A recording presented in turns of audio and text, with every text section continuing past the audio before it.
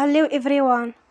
Today we talk about how to fix the app of Booking.com. We go to settings,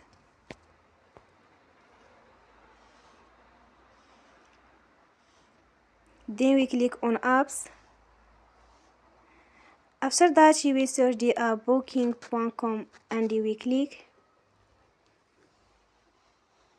Then we will on for stop. After that we will go to storage. Then we click on clear cache. In the end, turn off your phone and you will recharge your phone again. Don't forget to support us by like and subscribe. See you next time and thank you for watching.